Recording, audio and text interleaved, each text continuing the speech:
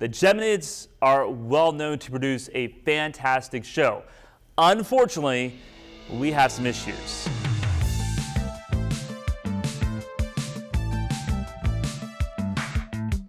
Hello and welcome to Weatherwise. I'm meteorologist Nathan Scott, your host. This is episode number 2, so the nerves are leaving a little bit, but they're still there. And last week we talked about my journey as a meteorologist and my fascination with weather since I was 4 years old. If you missed episode 1, no worries. You can still tune in on our YouTube channel and just look that up, Weatherwise, and I'm sure you can find it in the search engine. But we will be talking about weather, astronomy, and anything scientific over the next several episodes, as this will continue to be the case right here on THV 11 Plus at 3 o'clock every Tuesday afternoon. This week, we're going to geek out a little bit more. We're going to talk about, first of all, a devastating event that happened just 3 years ago that did affect us here in Arkansas, but more into our neighbors off to the east and northeast. We'll talk about weather models. What exactly is a weather model? How does it all come together for meteorologists to check out what we do on a day-to-day basis? Astronomy. We've got something happening in the nighttime sky if skies are clear. It's the Gemini meteor shower peaking later this week. I'll have everything you need to know on that. And with it getting closer and closer to Christmas, I've got more Christmas ideas that you may want to purchase for the kids or grandkids. So first of all, let's start off with some weather history. This was 3 years ago. It was very warm here in the Mid-South. Temperatures soared into the upper 70s to lower 80s on December 10th, 2021, and we had a front making its way in here from the west. The atmosphere was very unstable that day, and that led to catastrophe for some locations into Kentucky. 2 tornadoes were produced from a very strong supercell that actually originated here in Little Rock. I remember that day clearly. I walked outside and you could see the lowering of the cloud base, and I told Tom that that storm was going to be a problem in the next hour. It produced the first tornado. It was the EF2 over Augusta into Woodruff County, and then that storm continued to be trouble as it made its way from Woodruff County, eventually into Jackson County. Did not produce a tornado at that time, but really into Craighead County, and then it just exploded into a very dangerous cell, an EF4 tornado. There's the statistics. Max winds of 170 miles per hour produced damage over the community of Monette and also Leachville into northeast Arkansas. The maximum width of this tornado was 1,800 yards, and it was on the ground for 80 miles. Now, it didn't stay on the ground for the entire time as it made its way from Arkansas all the way through central Kentucky. There was a little break, but if that stayed on the ground for that entire period, it would certainly be one of the longest lived tornadoes on record. Even after that small break, it came back down as an EF4, devastated the community of or city of Mayfield, Kentucky. I'm sure you heard about all the deaths that happened at the candle making factory, and there were 57 people that lost their lives with this EF4 tornado that made its way through western Kentucky into central Kentucky, affecting other towns like Dawson Springs and even in Short Creek. The timeline of this was 7 o'clock all the way almost until midnight. Very unusual to see something like this happen in December, but the ingredients were just unfortunately perfect for everything to come together and have just one cell that really went wild. There was also another cell that was north of Nashville that I think affected folks in Bowling Green. This is not severe weather season necessarily that you think of, but we are in second severe weather season here in Arkansas, so you always want to be prepared for the worst. Now, the good news is, looking at the forecast for the next week or so, we're not expecting any severe weather of that type of nature to affect us here in Arkansas. But down the line, we've had tornadoes in January, we've had nasty tornadoes in February, so you always want to stay updated on THV 11 because we'll certainly pass down any concerns that we may have. Let's go over to Storm Track 11 because this was well forecasted, and this shows pretty much the Storm Prediction Center outlook zones And it was a moderate risk for northeast Arkansas and also into central Kentucky and southern parts of Illinois. And all those red dots that you see, those are tornado reports. So there was 112 tornado reports from the system. Along with that, there were also over 400 wind damage reports that stretched from the Ohio Valley all the way down into Louisiana. How do we know this was all going to come together in the first place? Well, on a day-to-day basis, as a meteorologist, it's my job to look at weather models. Let's go over to Max now. We can see that this shows lots of green, lots of blue. So the blue is snow, the green is rain. This was the forecast that was issued Sunday morning for Tuesday around Tuesday afternoon. So this is for Tuesday afternoon on what this forecast was saying with this one model. It's saying there's going to be a chance of rain over the Ohio Valley and also over the Deep South. I'm not going to get too much into it. We can do that again for another episode. But I just want to show you some examples here of the different type of weather models that we look at as meteorologists. This is the NAM now. So the first one was the GFS. This is the NAM, or North American Mesoscale model. The GFS is the global forecasting system. But look at the difference down into the Deep South. There's more definition with the potential of heavy rain through Louisiana, Mississippi, Alabama. The bands of snow a little more defined into Canada and also around the Great Lakes. So there are some differences when we look at model-to-model solutions. Here's another model. This is the High Resolution Rapid Refresh model, or the HRRR, and it also shows a little more definition with yellows and reds showing up in Louisiana and Mississippi. So that highlights a chance of not only heavy rain, but as a meteorologist, I'm looking at that, and there's probably going to be storms in that part of the country, and also some heavier snow happening into Ontario, maybe Quebec, and also some snow happening possibly into Kentucky. We look at weather models every single day. That is our job.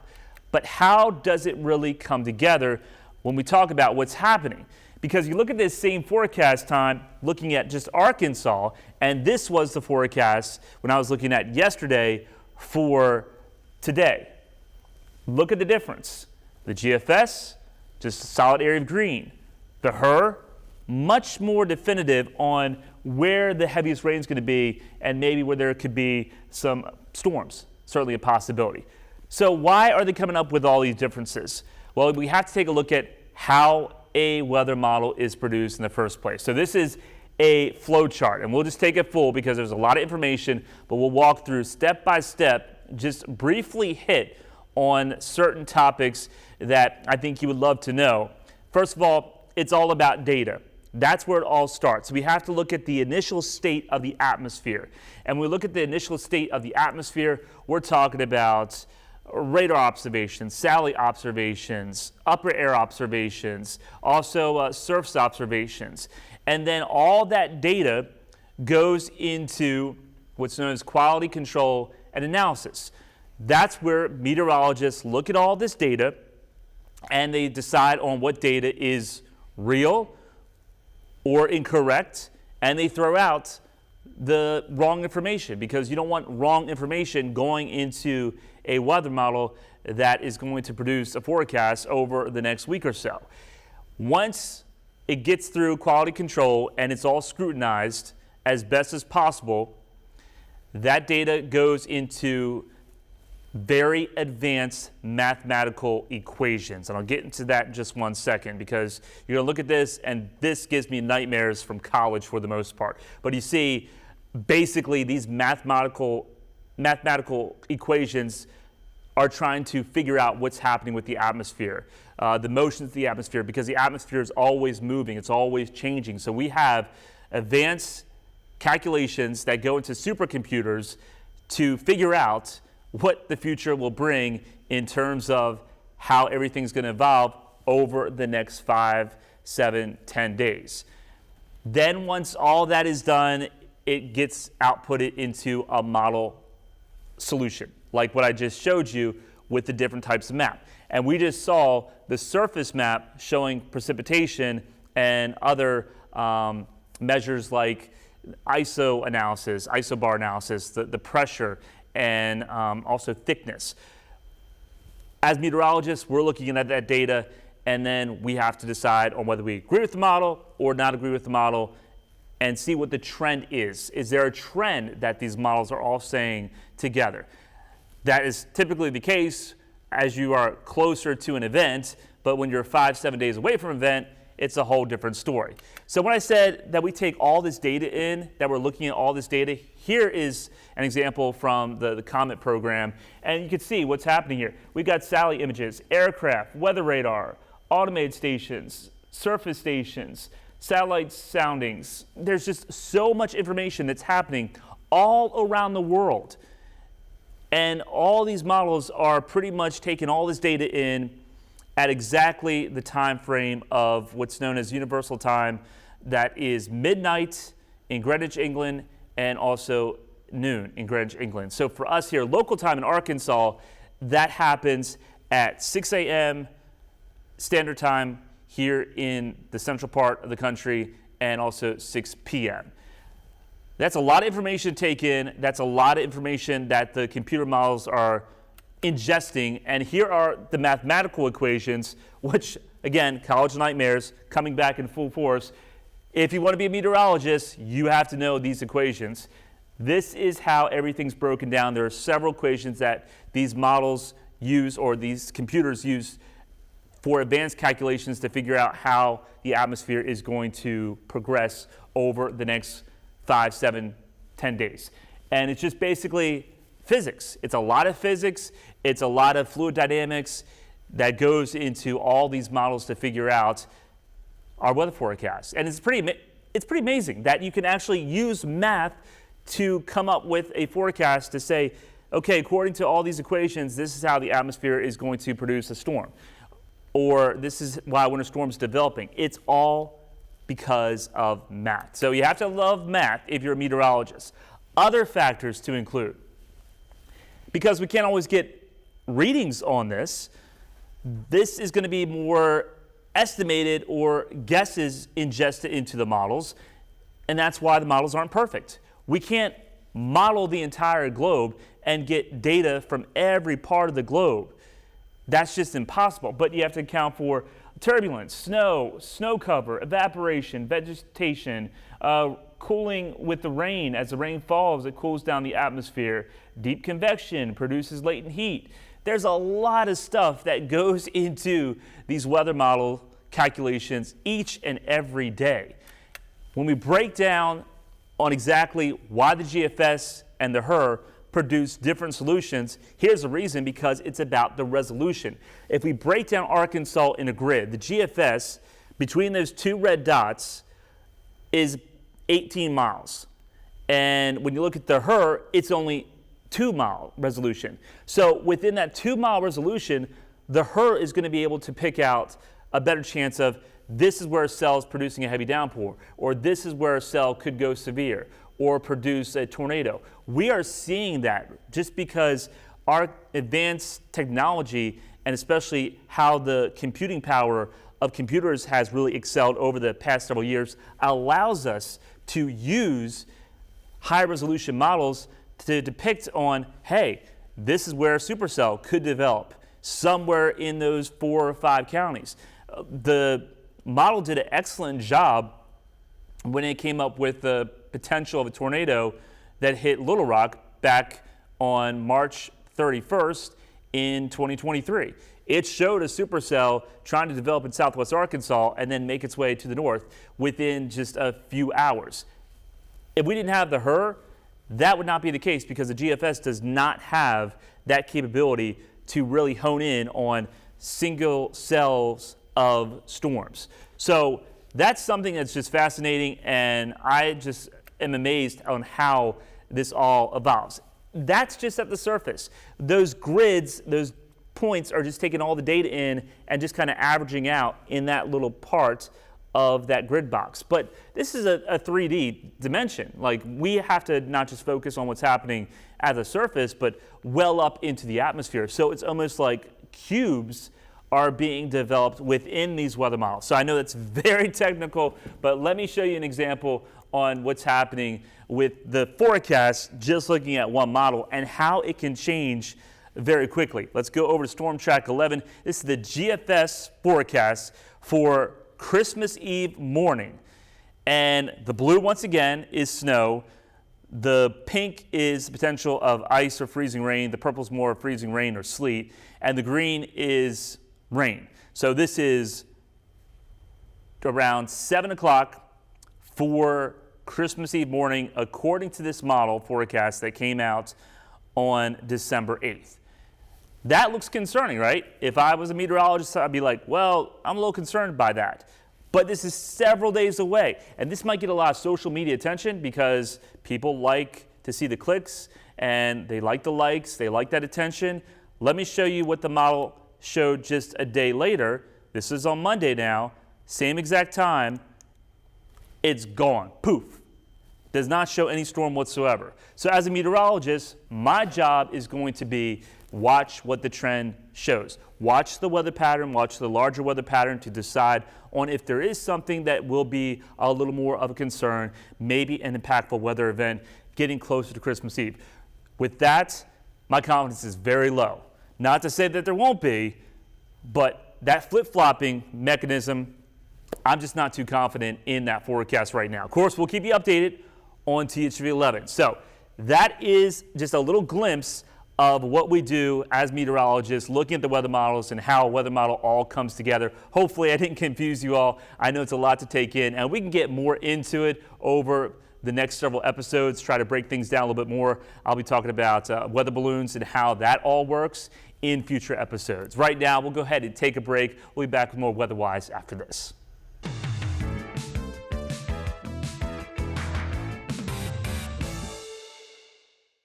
Welcome back to Weather-Wise. I'm meteorologist Nathan Scott, and right now we're going to take a look at some astronomy because we have an event that I'm sure you've seen on social media. It's the Gemini meteor shower. The peak happens for Friday night into Saturday morning. The Geminids are well known to produce a fantastic show. Unfortunately, we have some issues, and that's just because we're going to have a near full moon in the sky blocking out a lot of meteors. But if you want to get outside and check out the potential of seeing a few meteors, if skies are clear, I'll get more into that in just 1 second, you will have the opportunity to maybe see a couple of shooting stars. I've seen the Geminids. It is a fantastic show when there is no moon interfering. I've seen about easily 50 to 60 meteors an hour when you're out in the country where there's no light pollution. That is the key. So if you want to see a meteor shower, and this is for any meteor shower that will be coming up, I'm going to have a see it or skip it graphic for you coming up in future episodes to talk about what meteor showers you definitely want to stay up for in 2025. But the key is you got to get away from any city lights. Any light pollution will wash out a lot of faint meteors. Also, you want to just look up, get comfortable, because you will be out there for potentially 20 to maybe as much as 60 minutes or more just looking up at the sky. You want to get comfortable. Best idea just to lay down on a blanket. If you have a sleeping bag, especially if it's winter, get comfortable. You don't want to get a strain in your neck just by looking up for such a long period of time. Be patient. It's not going to be one meteor after another. It's going to be probably a burst of 1 or 2, and then maybe nothing for 4, 5, 6 minutes or more, and then you see another burst. It's just that one meteor that can change the night. I remember the Perseids that we were out in West Little Rock, and it wasn't too much going on for about 10 minutes, but then we saw a bright green meteor, and it left a tail, and that was really cool to see. And a meteor is pretty much a piece of space debris. So when we have a comet that goes across the Earth's orbit, it leaves behind a trail of dust and debris. And usually meteors, it's like a grain of sand just burning up in the Earth's atmosphere just because of the friction of the Earth's atmosphere. Some are a little bit bigger, maybe like a pebble, and that will last a little bit longer, but meteors do not last very long at all. It's about a few seconds. So if you blink, you miss it. So you want to look around, scan the sky with your eyes. You don't want to look in just one direction. But these are known as the Geminids because it seems like that the meteors pretty much radiate from the constellation of Gemini. And that's a very easy constellation to find. It's in the northeastern part of the sky with the two brightest stars Castor and Pollux.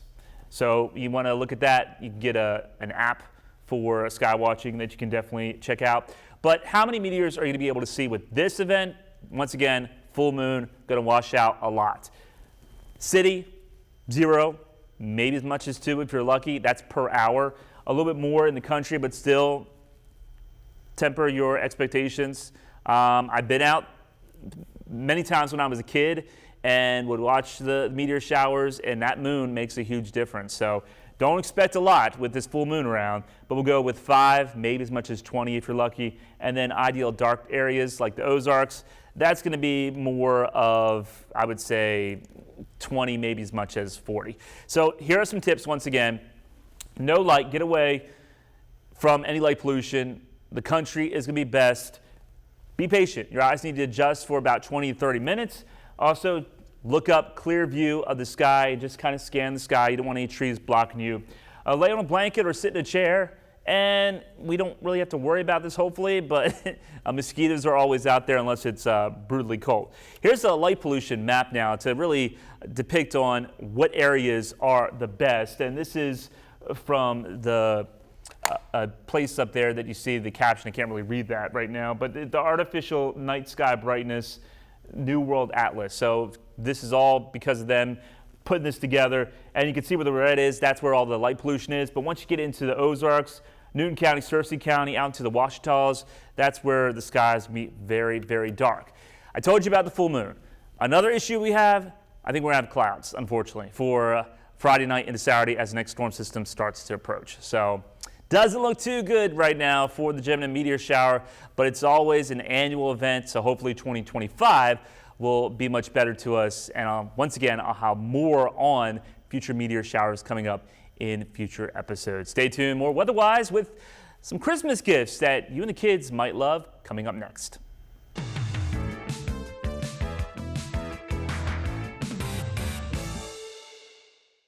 Christmas is just 15 days away, and if you're still looking for that perfect gift for kids or grandkids that love science, here's an excellent one. This is known as a Galileo thermometer. You probably have seen this on Wind and Weather magazine or other places. And this is actual working device to tell you the temperature. Now, it's pretty much used indoors, but what you see here, each individual globe has a different density of liquid. And as the temperature changes, these globes will sink or rise. Right now, we're looking at this, and this is telling me the temperature between the one that is lowest to the group and then the one all by itself here. The temperature would be in between these. So this globe says it's 72 degrees.